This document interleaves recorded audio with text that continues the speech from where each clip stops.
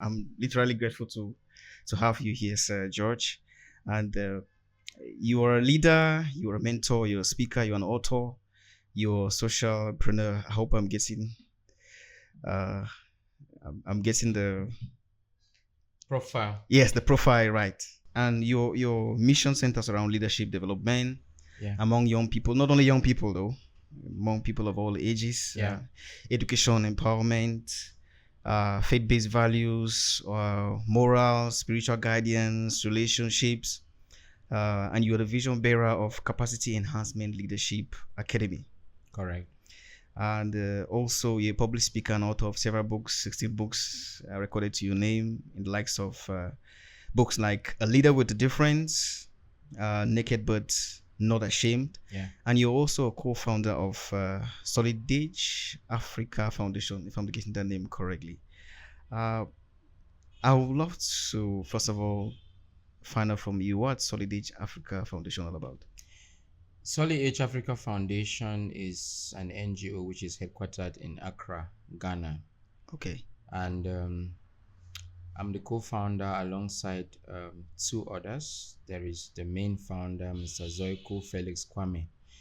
And it's really just about helping Africans, young Africans especially, to thrive in different areas that we are concerned about. There's education, the element of education. So we have gone to a number of schools to do campaigns. Yes, and then there is the element of entrepreneurship. There is also the element of health. Okay. There's the element of leadership as well. Very important. And we have a representation in over 15 African countries. Wow. Yeah. 15. Yes. Wow. Interesting. Okay. That's powerful. And it looks like I got the name wrong. It's Solid Age. Solid Age Africa Foundation. Okay. You're correct. Yeah. Okay. Okay. What about Capacity Enhancement Leadership Academy? Capacity Enhancement Leadership Academy is a leadership academy that is focused on raising leaders, a better breed of leaders. And by better breed, I simply mean leaders after God's heart, leaders who have integrity at the center of their leadership equation. So that is a personal initiative. And under that umbrella and flag, I've been able to run a number of trainings. There is one that is currently going on in Bamenda, which I call the College of Leaders program. I've done a lot of trainings under different names, under the banner and flag of Solid Age Africa Fund, of CELA, Okay. Capacity Enhancement Leadership Academy. Yes. Which, by the way, is also under Solid Age Africa Foundation. Oh. Yes. Okay. Okay. It's like it's a composite. It's part of it, but it's something that I came up with. Okay. Yes. And under that, I've been able to go to a few of the member countries of Solid Age Africa Foundation to give leadership trainings, like Togo, like Kenya, like Ghana itself. Okay. And then Nigeria. Okay. Yeah. Okay, that's powerful. Talking about venturing into the international space, I remember recently you had a leadership trip in the Southern Africa. Yes, Southern African countries. Yeah. How did it go? Oh, it was such a beautiful experience for me. Especially given that I was going to some of those places for my first time. I was going to South Africa for my second time. Okay. But I was going to Botswana for my first time. I was going to Eswatini for my first time. So it was really, really beautiful to look at the diversity that we have in Africa, even in relation to how different people respond to content from a public speaker. It was a beautiful experience altogether. Wow. That's interesting. I remember some time ago you made mention of a trip you had in Kenya. Yes. It's a trip you had in Kenya, and it actually, should I say, was it a disappointing trip where somebody stood you up? I cannot forget that in a hurry. I think that was 2018. I can't forget that in a hurry. Everything was working well up until the point when it was time to actually have the program on site. And there was a string of disappointments from my host not doing due diligence, not doing the needful, to people not turning up the way I expected.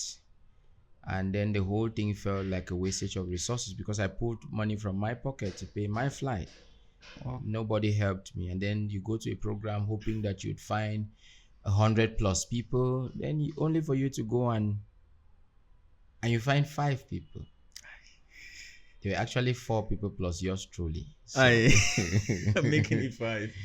yeah, so it was a crazy experience. But I did not let the pain from that experience linger. I picked the lesson and moved on.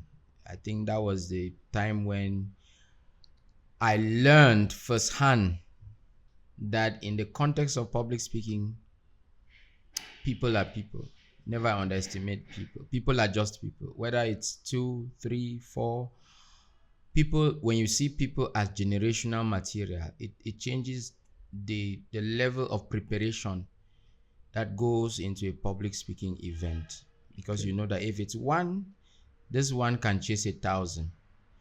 So it redefined my perspective of what impact is and what should move a speaker. Yeah. Oh.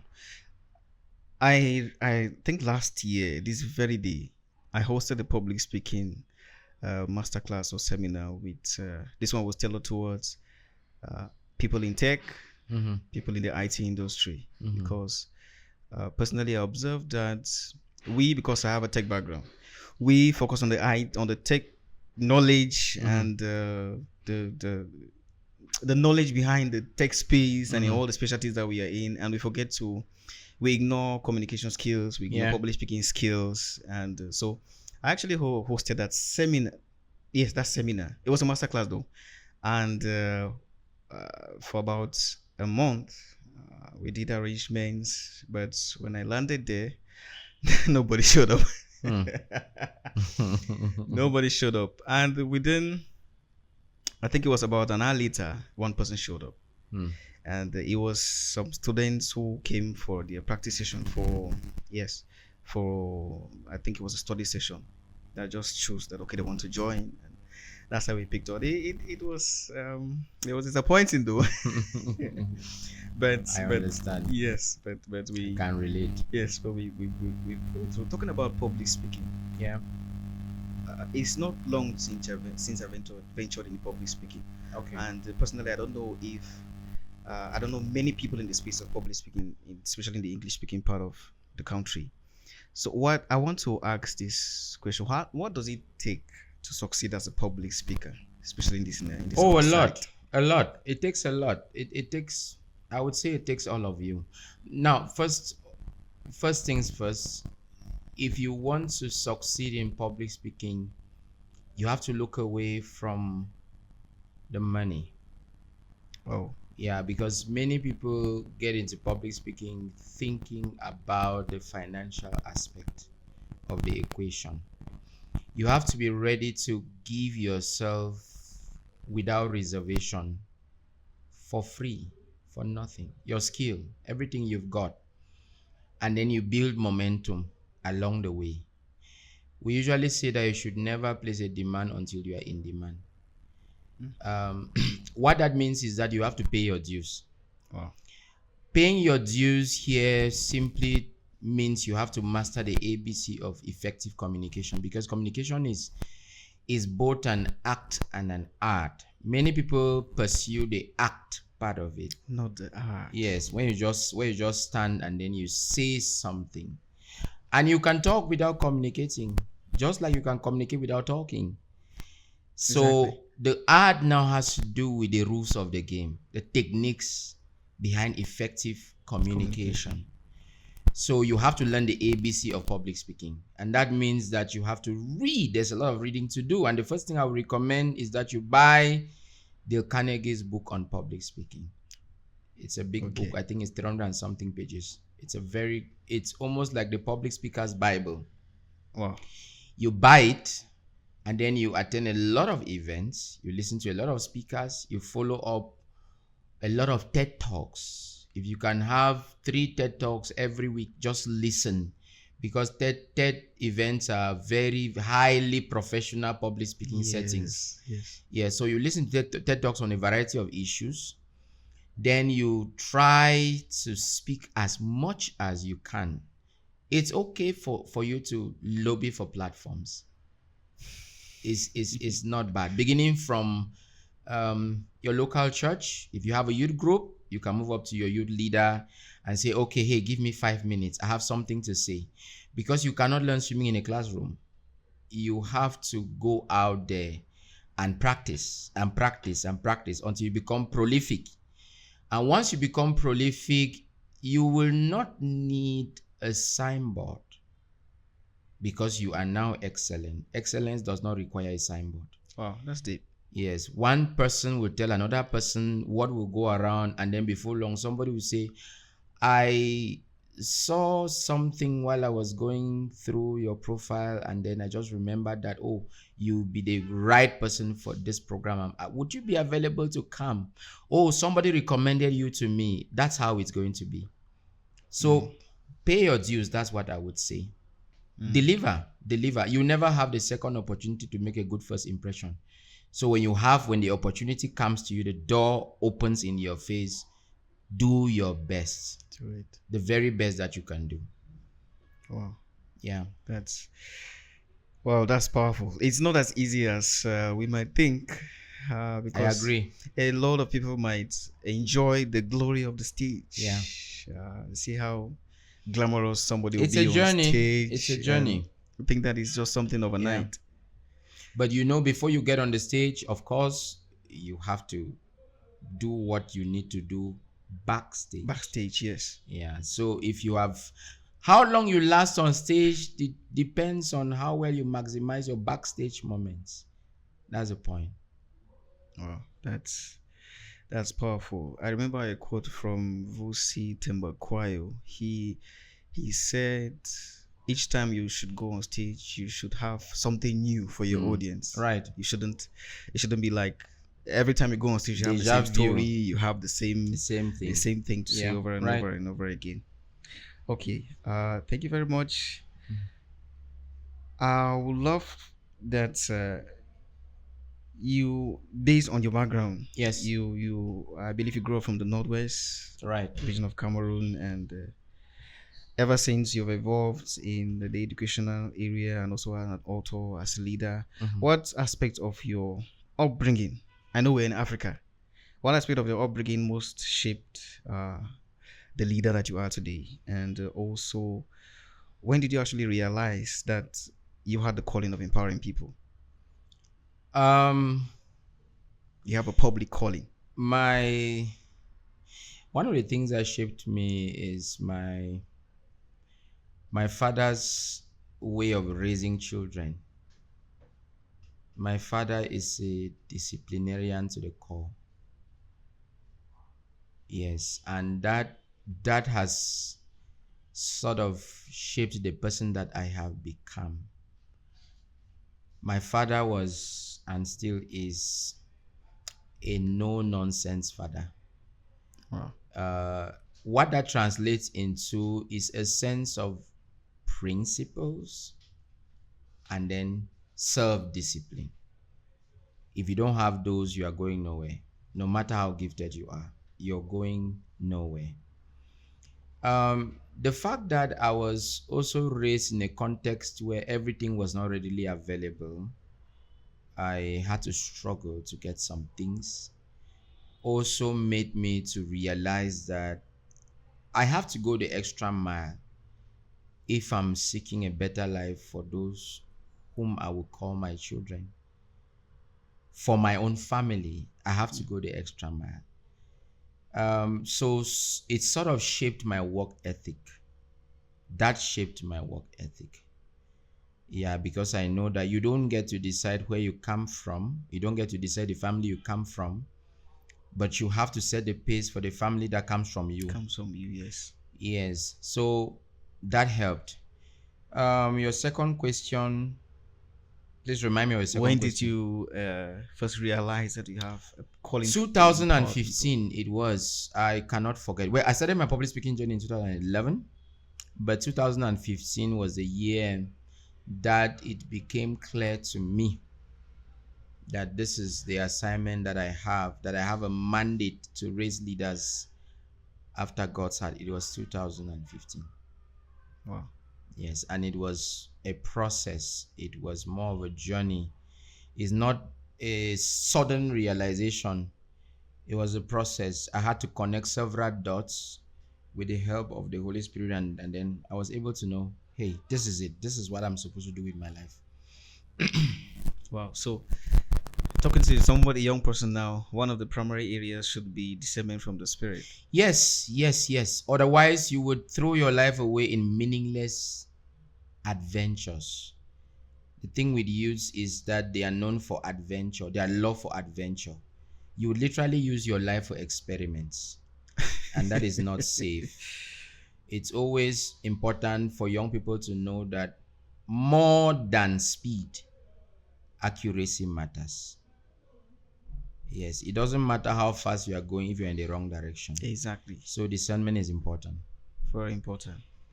Okay, working closely with young people, because I notice your your venture area is mostly with the young people, Yes, even though it yes. cuts across all age groups. Working closely with young people actually gives you a unique vantage point, and I would love to find out what recurring mindset or skill gaps do you maybe observe amongst young people, and how do you think we can actually address that? I believe that one of the greatest drawbacks I have spotted in the way young people conduct themselves, it's a mindset, of course, is the entitlement mentality. Entitlement I mentality. see that all across the 9 African countries I've been to. The entitlement mentality, people always feel that they deserve so and so, even if they have not earned it. They have a feeling of entitlement to it. What the entitlement mentality does is that it produces ingrates. It brings into the limelight a breed of young people who don't work for what they believe they deserve, but just sit back and hope it will be handed to them on a platter of gold. And that is very dangerous. And so what I do is I ask as many young people as I work with and as I've been talking to, I ask them to adopt the philosophy of independence in the way they function, because we have 3 circles within which we function. We have dependence, we have independence, we have interdependence. Oh. So I tell young people who care to listen that they should take responsibility for their lives. They should not sit and wait for somebody to hand over whatever they believe they deserve to them on a platter of gold. They should wake up and quit playing the blame game. They should wake up and quit making excuses. They should wake up and quit complaining and then fall back on their potential. What is it that I can do? And assume full responsibility for their life and its outcomes. That is the way out of the entitlement mentality, because we feel that the government owes us. We feel that richer family members owe us. We feel that our parents owe us. We feel that our elder brothers who have gone ahead of us owe us. Our uncles owe us. At some point, we even feel when we find ourselves within a school milieu, we feel that the alma mater of that school owes us. So, so there's entitlement wherever you turn, and it's very deadly. It's a very dangerous mentality. Why is it dangerous? It's dangerous because if we have succeeding generations of people who feel entitled, then what the people ahead of us labored for will be the last thing that anybody will enjoy. Because everybody comes along thinking that they deserve what the others worked for. Yeah, it's a very dangerous mentality. It's going to create a ripple effect and a vicious cycle. The ripple effect. There's a quote that says, hard men make easy times. Easy times make soft men. Yes. Soft men make hard times. And hard time makes... So it becomes... It's a circle. It's a circle. That's right. I like the part where you said young people who care to listen, Yes, because there are others who don't actually care a lot to actually. listen. The greater bulk don't care. Hmm. Yeah. What can we do to compel them to listen? Well, I think that sometimes we just let them learn through consequences. It's not everybody who is willing to learn the easy way. There's something that consequences are school teachers. So let them have the accidents, Hmm. and the accidents will teach them to do better with their lives, because it's just like a young man who is helplessly and madly in love. There's nothing you will tell him that will make him have a rethink uh, until he has a heartbreak, an he actual experiences the heartbreak. heartbreak. Yes, before he would now see wisdom in what you were trying to say. Yeah, They say experience is the best teacher. right. Oh, on your own point of view, what is the ideal balance between moral character and practical leadership, especially amongst young people? Yes, as a leadership trainer, I've always advocated for integrity as a backbone to leadership, to any leadership structure. If integrity is missing, then it's just a ticking time bomb, and before long, everything will come crashing like a pack of cards. The balance I can create here is that if you hire somebody, or if you give somebody a position based on the person's competence alone, competence will also touch on their credentials. Yes, their qualifications. If they check all the boxes and you forget about the character element, yes, it will not be long before they start embezzling money. It will not be long before they start getting rude with people. But they are competent. They do their job. The technical part of the job, they are good at it. So you see, there is a very important balance we must strike. What has been ignored in the leadership equation in our generation is a character component, which is a moral dimension of leadership. Leadership is not just about getting things done, because in the course of getting things done, you have to collaborate with people, and how you treat people is where the moral dimension comes in. In the course of getting things done, you would have to manage resources, and that now is not something that is purely dependent on what you learned in school and the other credentials. It has to do with the moral dimension of leadership, because it takes a person of integrity to have access to resources and not make use of those resources for personal gain. It takes a person of integrity. Yes, if you're controlling resources and then you tell yourself that, you know what, leadership is actually a ticket to a better life for the leader. Yes, it means Yes, that you have ignored the moral dimension of of leadership. leadership. Yes, and what is at play is just the practical side of it, which is getting the job done Done, yes. actually. And if we don't strike that balance, we'll keep seeing what we are seeing in Africa. The emergence of leaders who are brutal to the core, dictatorial. Yeah. Yes, people who are looking at what they can get from that position and not what they can They give. can give. People who are bothered about the next election and not the next generation. Those are the kind of people that we're going to be having. Yeah. How do we make young leaders to maintain that integrity part of leadership in a world where ethical practices, there are so many shortcuts, Yes. and it seems as if it's very difficult. The way forward is just compromise and move ahead. As this is the atmosphere that is already it's normal. Let's just Yeah. compromise and move ahead. How do we, how do young people, what do they do, or how would we teach? Let me put it like this: what is the strategy for young people to maintain that leadership integrity? Yeah, I think that it has a lot to do with the example that we are leaving for them to copy, the example that we are depicting or displaying before them. We usually say that the fruit does not fall far away from the tree. If those who are considered to be leaders in this generation are not leading with integrity as their standard, then you don't expect those who are up and coming to do otherwise. Yes, I think that the current cream of leaders, well, I don't mean to disrespect anybody, but the facts are stubborn things. The facts are looking at us in the face. We have leaders who get into leadership. Leadership for them is a throne of games. Or it's a game of thrones rather. They get into leadership because of what they stand to benefit. And because they are focused on benefits, they do whatever it takes to consolidate those benefits. I'll give you 4 things that we can do to correct this situation. The first one is that we should stop emphasizing on results, especially at any cost. We should start looking at methods and not just results. Yeah, because the means to the end is as important as the end.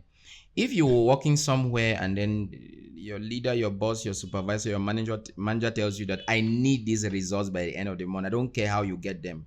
What that person has done is that he has endorsed any method that you are going to use to get those results, which means that the person has minimized your margin of integrity significantly. So we should not be overly focused on people getting results. We should also look at methods. We should learn to score not just the solution but the working. We should look at the working. How did you get here?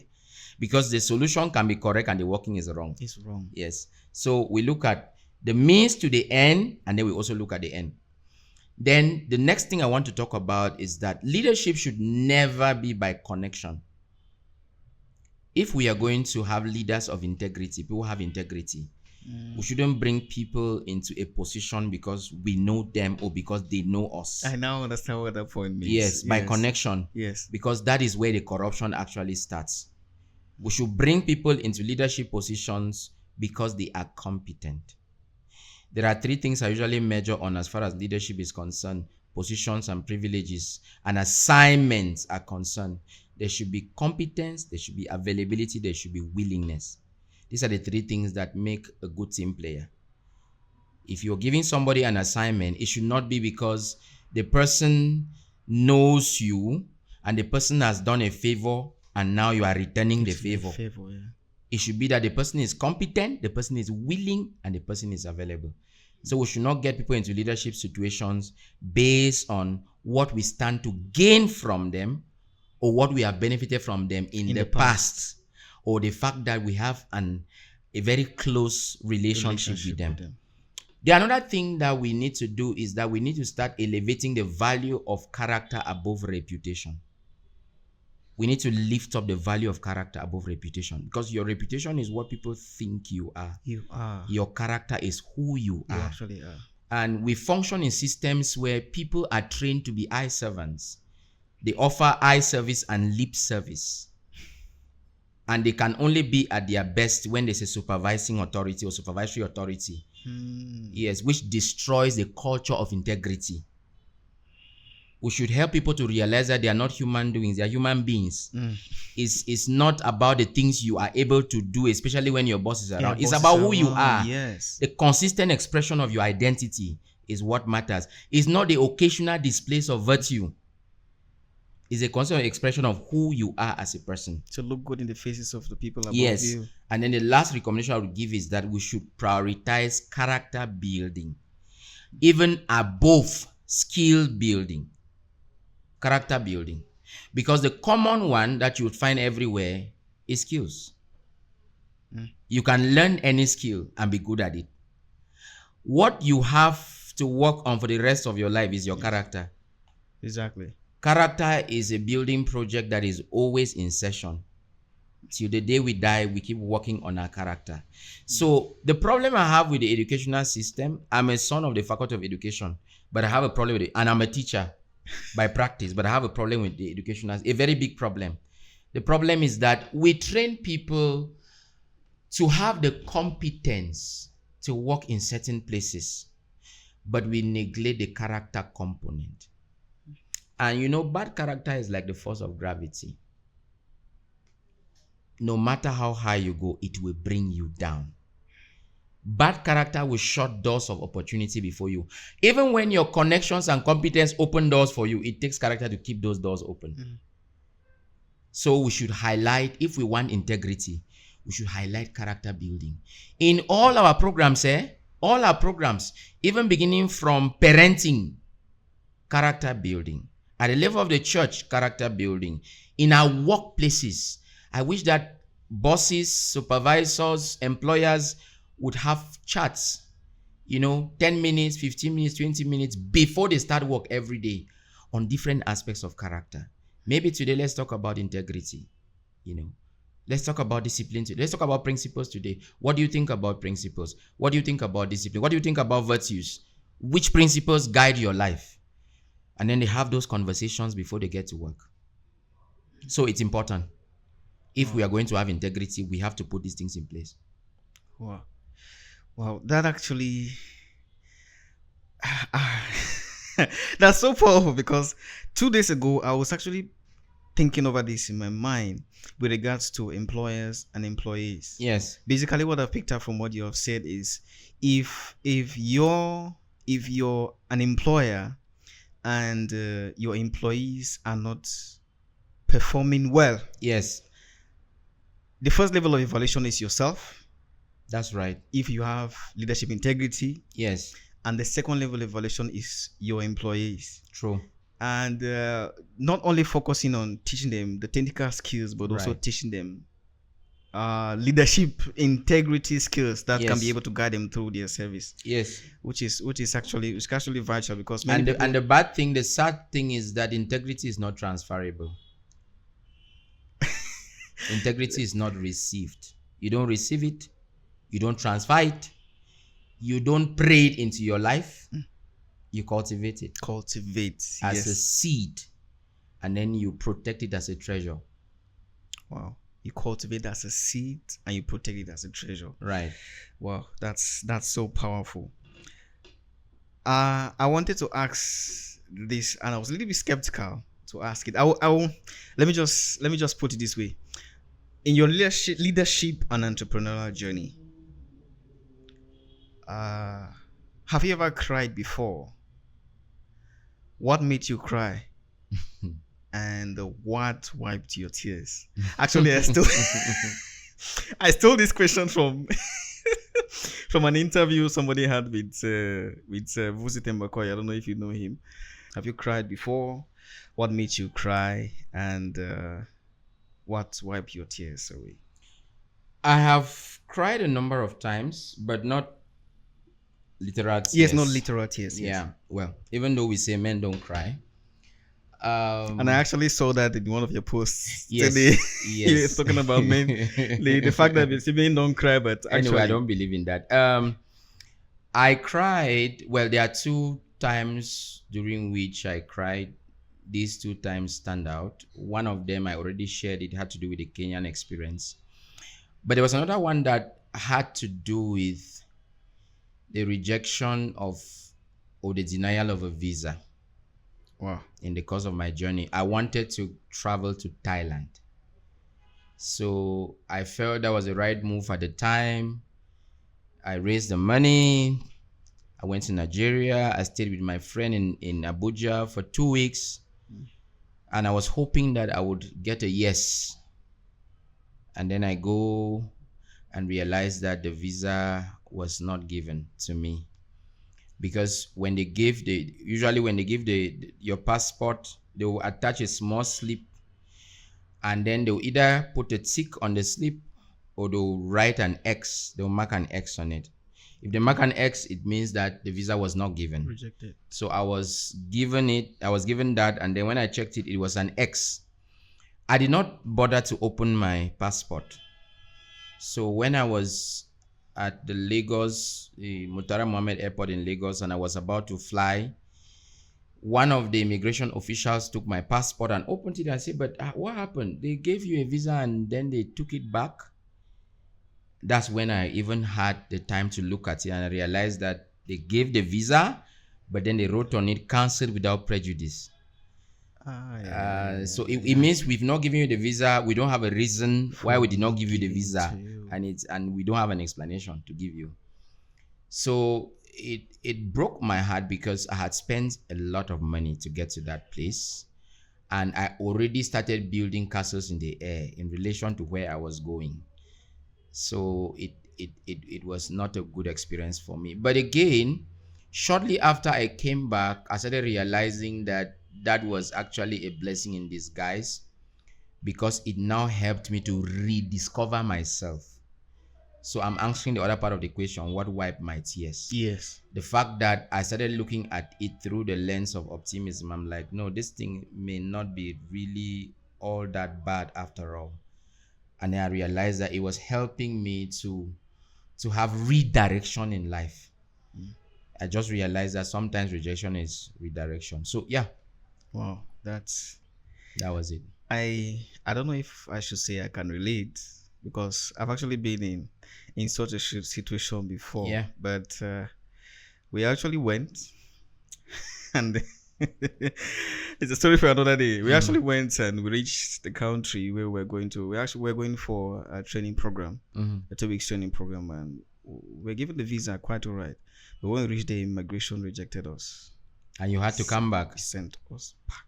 That is more depressing. And I was with 4 of my friends from 3 different African countries, and we were so excited. I'm into cybersecurity as well, so it was a cybersecurity training program, and so we went there. Where all of us were sent back. But it did not work out. Yeah, so it was quite depressing. I And can all relate. the rest of the spending and all that. So,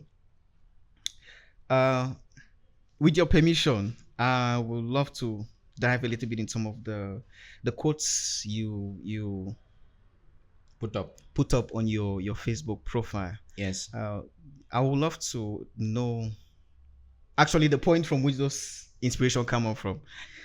We'll go through one at a time. The first one is, you wrote, the duty of a public speaker is not to blow the minds of people and confuse them as a proof of his depth. I know we have spoken a little bit about public speaking. Yes. Can you maybe enlighten us on a particular point?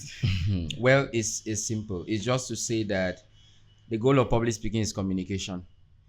And no matter how hard you work on stage, if you don't communicate, then it's wasted labor, wasted effort, unnecessary toil. That is to say, I have been to several events, and sometimes you see a speaker is working really hard to motivate people. And by the way, I started having a problem with the phrase motivational speaker about 1 year ago. I don't like that phrase, because I don't want to see the outcome of what I'm doing as motivation. I don't want to see it as motivation. I want to see it as transformation, not motivation. Motivation is at the level of the head, transformation is at the level of the heart.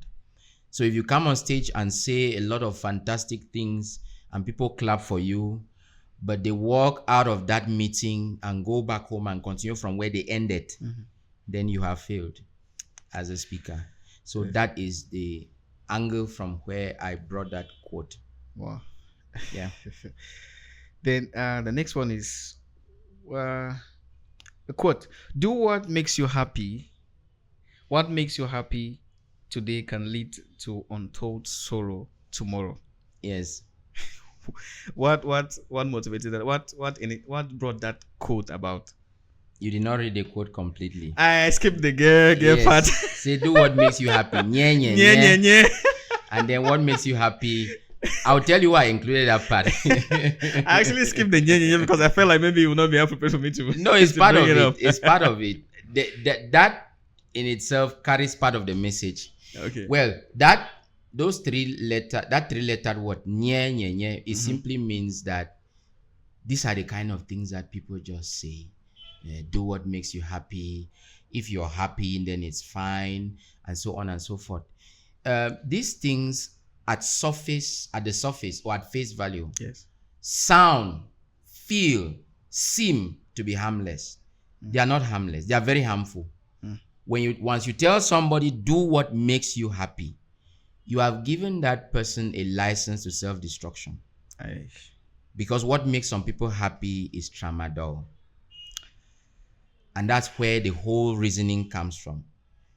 What if you say do what helps you become a better person, then you are speaking. You started communicating.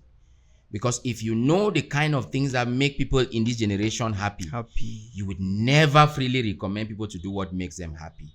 Because for some people, it is prostitution. For some people, it is BBL, Brazilian butt lift. For some people, it's transgendering or transitioning into another gender. For some people, it is shisha, and the list goes on and on. So what makes you happy focuses more on the moment, focuses more on the now. But we know that we have a future. So if we focus on the moment at the expense of the big picture, it can be dangerous. Wow. Chasing instant dopamine relief. Yes. I know in public speaking they talk about dopamine and cortisol, some of the hormones that are the happiness hormone. Yeah, the happiness hormones. The feel good hormone. Real leaders are not easy to offend. This one actually got my attention for a couple of seconds. Real leaders are not easy to offend. Easy to offend. That's right. Enlighten me on that point. It simply means that you cannot be a leader and you have thin skin. You have to have thick skin to be a leader. Because if you are easy to offend, it means you are emotionally unintelligent, which is very dangerous. If I were to put the qualities that a leader should have on a scale, the first one for me would be emotional intelligence. Why? Because you are dealing with people. And some people are very deliberate and intentional about offending you. And if you spend your time just reacting, because our actions are not always supposed to be reactions. Yes. Yeah, so if you spend your time just reacting, you are no longer on the driver's seat. You are now on the passenger seat, which is not good for leaders and leadership. So a leader should be difficult to offend. People should not have easy access to your emotions, because then it will mean that they have the remote control. They determine how you feel. So they are on the driver's seat, and it is dangerous. Wow. Yes, I've had many situations in my leadership journey. Some people just make it their point of duty to get on your nerves, and they push you so hard. But the thing is that no matter how hard you are pushed, what comes out of you is your content. It's not snap. Yes, what comes out of you is your content. Some people would tear your shirt just to see your heart. Tear your shirt just to see your heart. Yes. Not literally though. Yes. Just to see the kind of heart that you have. They will tear your shirt. Wow. Yeah. So you have a responsibility as a leader to be sane. You have to be sane. Every other person can go mad, not the leader. You have to be sane. You have to have a sound mind. You have to also be emotionally well and stable and intelligent in leadership. Otherwise, you're going to be the kind of leader that people can control.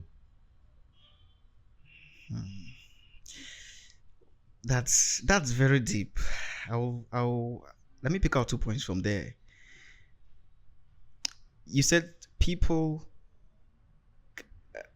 some people intentionally want to pull you.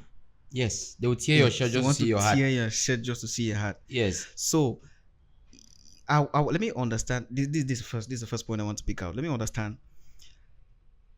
Now, what's the difference between, as a leader, what's the difference between having a thick skin and making up the choice, intentionally making up the choice not to allow anything somebody does get to you?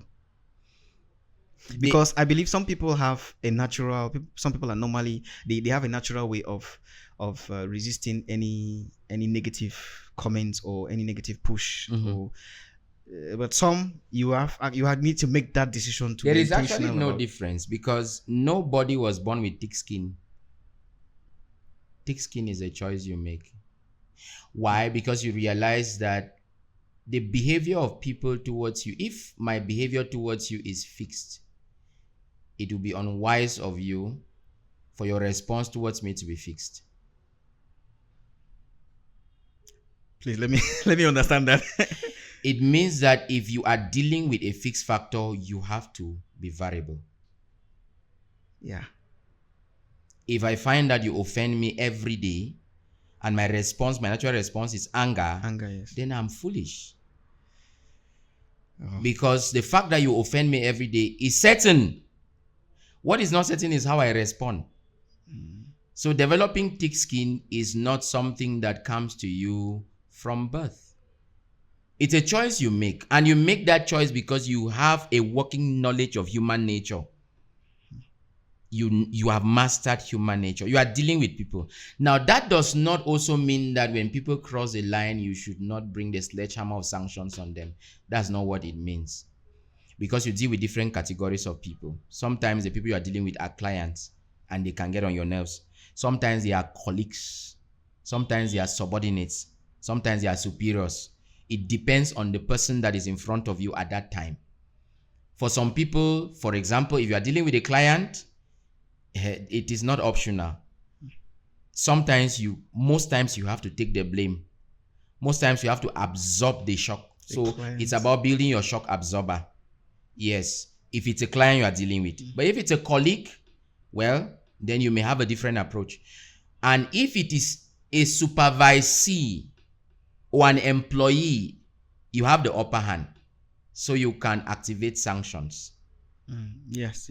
So it depends. It depends on who is in front of you. But generally, leaders are not supposed to be emotional people. People who are just waiting to snap. Like you say something and then they just jump at it and they start reacting. No. Leaders are supposed to be cool-headed, level-headed. They are supposed to be critical thinkers. They reflect before they respond because their actions affect the people that are under their leadership. Yeah. Oh, that's powerful. The second point is because as you gave that point, I was thinking the second point I want to actually get is with respect to what we have on the inside, because you made mention of if I react, it's actually who I am. Yes. I'm actually showing exactly who I am. Yes. Most of the cases, or let me put it like this. Is it that the core personality of every human being is being negative? Is there no exception? Is it that the negativity of the human being is fixed, or it's a state at which we assume? Because I see in most cases when they say we'll see your true colors.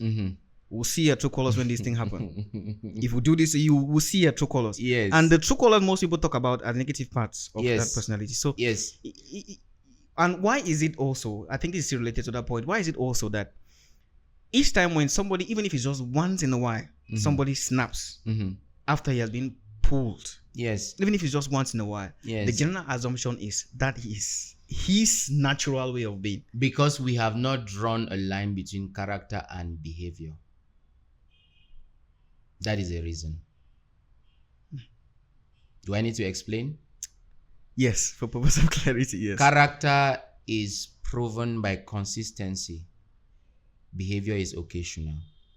And sometimes we consider behavior to be character. If somebody has always been coming to work early and then a person comes late at an instance, you don't call the person a latecomer.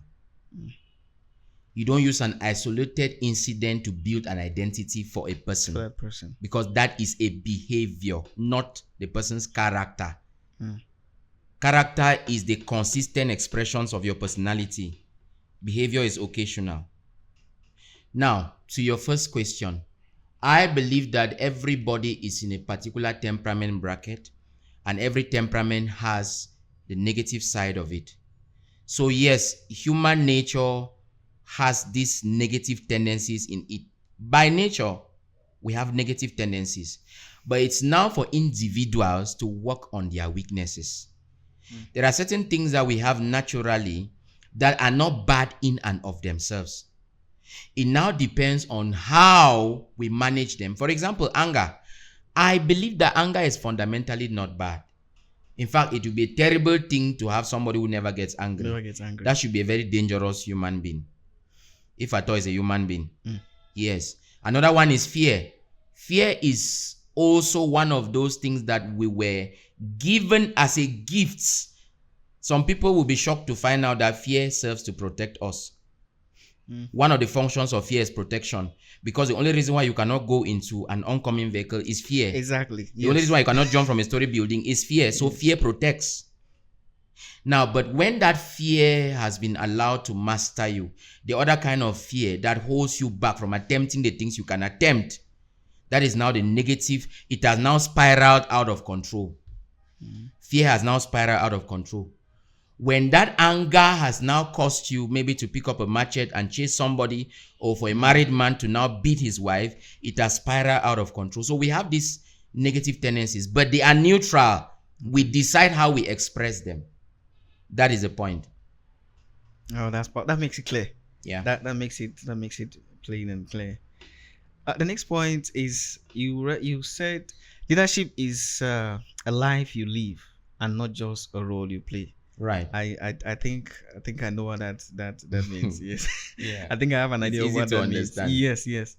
The next is it is, well, we picked them across it's fine. the leadership, fine. across entrepreneurship, across moral values and relationships as well, because I see you also do a lot of relationship seminars. Not only do I do relationship seminars, I have a relationship platform where the members are registered. They pay an annual membership fee to belong there. Singles. They are over singles. They are over 300 and I think 18 of them on that platform. Wow. So I actually have a vision as far as relations. I don't just do programs. I have a vision in that light. I think that's one thing that we left from the profile. Yes, you are a vision bearer. Yes. Not just the vision bearer of one vision. You have multiple visions. Yes. Okay, the next point is it is an evil business to be in the habit of recruiting others to join you in hating particular people. What actually stirred this point is from coming up. Inspirations are born from different maternities. I think that I have been following some things that are happening in Nigeria. Okay. Online. And I see how people very easily pick sides.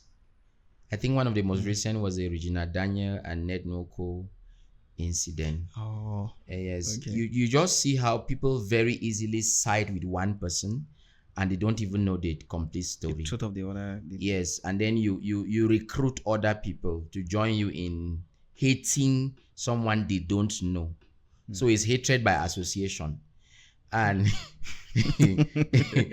I have seen that a lot on the social media space. So it made me to write that up.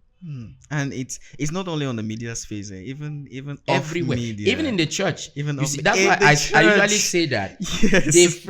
If the friends of your friends are not your friends by default, then the enemies of your friends are not your enemies. Wow, please, can you double click on that a little bit? It's as simple as that. As I say, if the friends of your friends are not your friends by default, then the enemies of your friends are not your enemies by default. Yes. That makes a lot of sense. Because many people just assume those states and wow. Okay, the next point that we have is it is unwise to keep building new structures while failing to maintain the existing ones. Yes. Textbook case Cameroon government. But I am a lover of peace. Of course. we don't call names, but not even just in politics, because when I read this, I did not actually go into that. I did not. Yes. My mind you can apply it across the board. I saw it across multiple areas. Yes. Because let's just say in the area of picking up a skill, if you don't master a skill, then you see the next, even programs, even the attending of programs. Some people have made a career out of attending programs. You see, somebody goes for a program, gets content, and has not acted on the content, and is in a hurry to pay for the next program, to pay for the next conference, to pay for the next training. is the same spirit. Is a spirit that says that never commit to anything, but always be in the habit of starting initiatives, never complete anyone. So these people have a lot of abandoned projects in their lives, but they are always excited about a new project. But a new project. It's the same thing with reading of books. Somebody buys a book, has not read it even till up to the middle, sees a new book, excited, buys it, and then it continues. You can apply it across. Wow. When you mentioned about this book issue, because I had something in mind concerning reading of books. Yeah. A philosophy that I learned some time ago. It says if you pick up a book, feel free to drop a book if you pick up the book and it's not resonating with you. But actually, you already answered it by saying getting excited about the next book, not actually. It is better. I always say that it is better to read a book that is 100 pages from cover to cover than to read 10 pages, perhaps from 100 books or from 20 books. Because there is nothing as dangerous as incomplete knowledge. Whenever you get incomplete knowledge, you assume that it's your responsibility to fill the blanks. And that is dangerous because you can fill the blanks with anything. So better than the man who perhaps has gotten incomplete knowledge is the man who has not even had knowledge.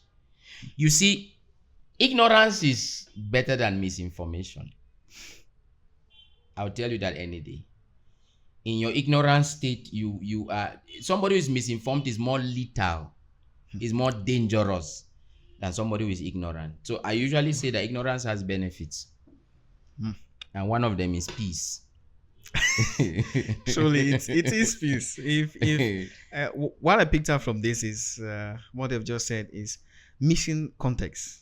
Yes. Missing context. Yes. Even in churches, there are times when preachers are preaching, they go into the Bible or a particular book in the Bible and they pick out 2 verses. Yes. And even when they are preaching, we expect that they should explain the context. Yes. Of the whole chapter, or maybe probably in the whole they just book. extract that they particular uplift part. it from the text. Yes. And then they build their theology or whatever, their thought, a body of thought on it. Oh. But some people are shouting that zip. Go deeper, man of God. So if you want to build a piece of knowledge, make sure that you build on the whole context. Yes. Don't pick out just part of it. Right. Let yourself. If you're reading a book, especially if you have to pick out knowledge from that book, read all of it because don't be like bloggers. Yes. Yes. Let's not open the chapter of bloggers. Yes, no, it's fine. It's fine. Let's not open the chapter of bloggers because there's going to be we're just trying to sweep all the corners of the house. Yes, there's going to be a lot in that area. Yeah. I thought of skipping this one, but let me just take it on. There is no corrupt politician who was corrupted by politics. In order to be corrupted, one has to be corruptible. Correct. Let me just give you the context in which I was thinking about. I was pondering on this when I read that there are not necessarily in the field of politics. There are some offices where rules of corruption have already been established. Yes. Rules of corruption have already been established in such a way that, and when you enter, you just align. Yes, when you enter, you just align. You're not even asked if should this be done. Is for example, you just see your account get credited each time you go for an event. Yes. And by the time you ask, where did this money come from? They'll be like, no, that's how we do it here. And each time you go for this event, and so it also ties with the question we asked. That's the question we asked before, as concerning young leaders living in a world where there's a lot of shortcuts. Yes. And how will they maintain leadership integrity? I wanted to ask this, from what actually sprouted this particular point of what brought concern. about that quote is I have observed some people go into politics, some into leadership positions, and then over time they metamorphose into monsters. I'm like, no, this is not the guy I knew. Then it occurred to me that I did not know that person. Because if I were using your scenario that you just painted now, You get into a system that is already compromised. What are you doing in a compromised system? In the first place. The right thing to do, if you did not know and you got in, then the first step that is right is that you resign. I don't side with those who say if you cannot beat them, join them. You don't say that if you're a person of integrity. You resign. Because it is difficult to fight a system and win. Especially if you're alone. Yes, it's difficult to fight a system. So what you merely do is that you either find another system or you start your own system. It's as simple as that. If you're in a place where corruption is the order of the day and you're a person of integrity, you will not stay there. Because you value your principles more than the financial reward involved. So you sign out, you check out to protect your integrity. Don't put yourself in a place where you have to fight to keep your principles. Let the fight be unintentional. Let it be that while you are doing the right thing, occasionally you get into a tight corner and then you bail yourself out. Not that you start work every day on a note of compromise because it's the order of the day. It's the order of the day. That's dangerous. Yeah. That's really dangerous. These three we handpicked them. They're out of the scope. Yeah, there are many of them. I think I have not less than 500 quotes on my Facebook. Yeah, there are a lot. There's one you said, "What is a plate doing under the bed?" I don't want to talk on that one because I know I have put a plate under the bed for no reason, for absolutely no reason. Yeah. Another one says, "Holiness is not a special dress that we wear to church every Sunday." Yeah. I don't want to look at this in the plain sense of the dress we wear to Sunday, because I know maybe it direct. Is there another point of view or another point of inspiration that this came from, apart from the normal, the Sunday, the context at which it's the workplace about? The workplace. I am a worker, so I see a lot of things. I've worked in a number of places. Some people put their best foot forward or are in their best behavior when a supervisor comes around. That's one way to interpret that quote. So you wore your best dress because you knew that they were going to be inspecting today. They were going to be auditing you. They were going to be doing this. So you are suddenly very punctual. You are suddenly very polite. You are suddenly very assiduous. You are suddenly very excellent at what you do, because there is somebody who has come around to check you out. As soon as a person disappears, you revert to your default setting. That's it. Wow. Unfortunately, this is a reality in many workplaces. What many people call workers are eye servants.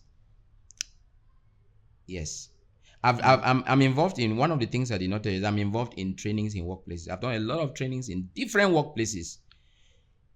When it comes to integrity, when it comes to interpersonal relations, when it comes to teamwork, team spirit, and all that.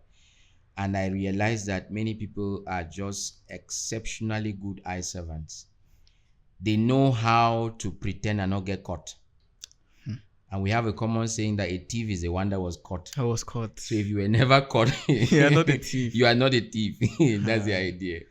Wow. You would not imagine what workers will do if their strict boss were to take 1 week away from work. And if there were no CCTV. To be watching at things. Yes, I always say that where integrity is present, CCTV is a luxury. That makes sense. Yes, just like I tell my students, if all of you had integrity, you don't need invigilators. Exactly. Yes. Exactly. Yes. So why are we having CCTV all over the place? It's because we can't trust the people we employ. Why can we not trust them? We have seen what human nature is like. We know human nature. We know that one of the things that people abuse the best way they can is absolute freedom. So we don't give it to them. Wow, that's deep. I'm looking at it in many spheres. Yes, give people mobile data, give people data, connect them to the internet, and then monitor what they do at work. You will be shocked that people are downloading movies, some 3 hours long. You think they are working, but they're doing something. But they are abusing, squandering your data, whatever, your connection, and then everybody is wondering, including the culprits, why internet is slow. And they are so focused on their machines. You see them focus on their machines, and And like, as soon as you jump in, they minimize that window and then they go back to work. They go back to a workspace and it feels like they were actually working while you were away. That's where we are. wow. Well, we have a lot to do, a That's where lot we to are. do in this area, a lot, and we'll keep on fooling ourselves if that's the case. Yeah. Well, uh, let me just the second to the last question that I would love to ask is looking at the place where young people are, especially in our country and in our community, where young people are right now, Yeah. including myself, and your projections for the future. What are some of the areas that you propose young people to focus in? What are some of the? It can be in regards to personal development. It can be with regards to technical skill development. It can be Yes. with regards to industries that will best favor them as concerns jobs. It can also be with regards to entrepreneurship. Okay. Any of the spheres that you can pick up. I think I have 4 recommendations to give. The first one, and I would always talk about it, no matter what we are talking about. I would talk about it when it has to do with recommendations. Young people should become emotionally intelligent. They should master emotional intelligence. You see, you're of the tech world, and one thing that machines cannot do is that machines cannot manifest the emotional part of work. That's a fact. Machines are just machines. Yes. You can tell AI, you can prompt AI to give you content on how to maybe present on stage and everything as a public speaker, but AI is not going to help you in your body language. Exactly. That's the apparent limitation of AI. So one thing I would recommend is emotional intelligence. There is so much that is making people to explode in our generation. So much. The world is rich with toxicity, and people are ready to snap. Even they are just waiting for the slightest provocation to snap. And if you have 2 people, one a client, the other one the service provider, and one person goes mad, it should not be the service provider. And 2 people should not be mad at the same time, because there will be need for one to stabilize the other. So emotional intelligence becomes very, very important. They should learn what it means to be emotionally intelligent in a culture that is rich with offense. That is the culture in which we find ourselves. In, yes. Is rich with offense. You have people who have nothing to lose. And when you are dealing with somebody who has nothing to lose, you are dealing with a very dangerous person. You have a business to protect the person that has nothing to lose. And the person is willing to talk to you anyhow they deem fit. But you should never join a pig in the mud. Because if you fight with a pig in the mud and win, the pig has won. The expression is yes, you never join a pig in the mud. Pig in the mud. No matter how hard they try to drag you, don't get down to their level. Because you don't treat people based on how they treat you, you treat them based on your standards. Yeah, that's true. If you respect me, I respect. If you don't respect me, I respect you. Because respect is my standard. Hey. You don't have to be respectful or respectable for me to respect you. Wow. I give you what I have, and what I have is respect. Respect. Not disrespect. So the first thing I recommend is emotional intelligence, emotional stability. The second thing I would like people to master is that they should master how to use technology intelligently. Because if we don't add the element of intelligence, technology is going to be the user. Technology is going to do the using. And we are going to be the ones being used. I have made some critiques about AI, a number of them, and I hope you will not be offended because I am getting into your terrain. I made some critiques about AI. I am of the opinion, where I stand to be corrected, I'm of the opinion that those of this generation, the generation of AI, are not as smart as people of the other generation. I'll tell you why. They may be more productive. Yes, they may be more productive. They may achieve a lot within a shorter time. but machines are beginning to do their thinking for them. Thinking should never be delegated. And that's why I'm talking about the intelligent use of technology. Technology is meant to be an assistant, not a replacement. And I always try to tell people that AI is a product of HI. And so AI can never be better than HI. HI is human intelligence. Human intelligence produces artificial intelligence. So artificial intelligence can never beat human intelligence. Yes, the computer and whatever it has as potential is just a tiny expression of the human mind. Wow. The human brain. So they should embrace technology, but they should also embrace critical thinking. I run a leadership training where I give assignments to my students currently. I give assignments to students and I ban them from using the internet. Most of the assignments I give them. Why? Because I want to encourage critical thinking. I cannot ask you to tell me the consequences of procrastination and you go and ask the internet when you procrastinate. It doesn't make sense. I cannot ask you to give me your own definition of laziness and you go and ask AI.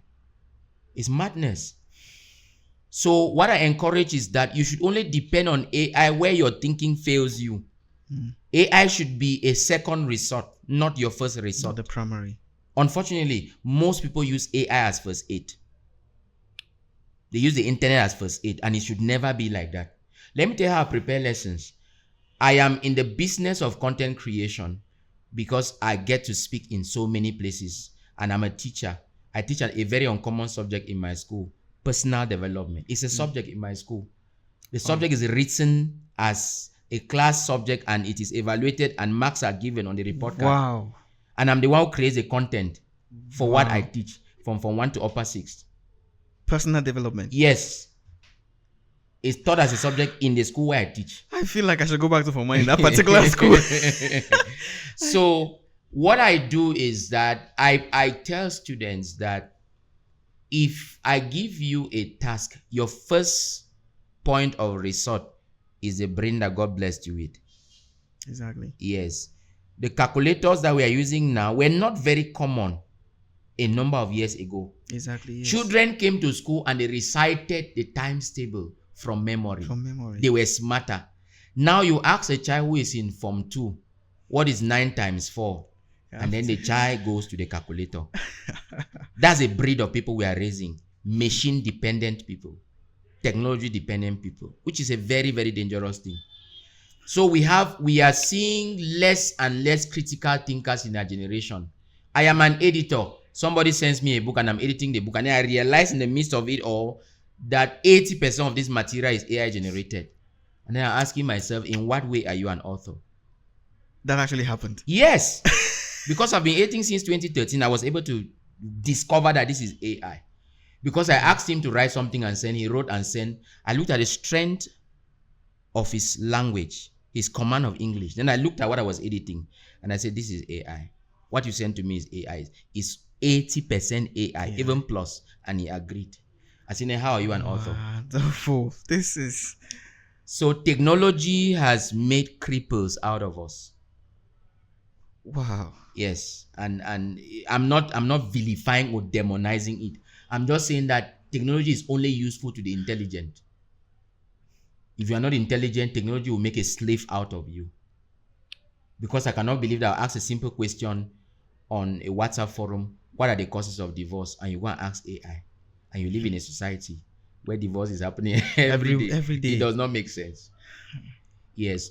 The last but one thing I would recommend is that they should develop people skills. People skills. You know, no matter what you desire to do with your life, you always deal with people. Exactly. Yes. So learn how to manage people. You don't even have to be in a leadership position to bother about managing people because you will always have to deal with people. Even if you are a salesperson, you are selling to human beings. So you need to understand how to relate with people, how to network with people, because there are rules of networking. You don't just connect to somebody, and that's why many connections don't last. There are some connections that are potentially life-changing, but because we don't know that relationships are expensive to maintain and people are delicate to handle, we lose them.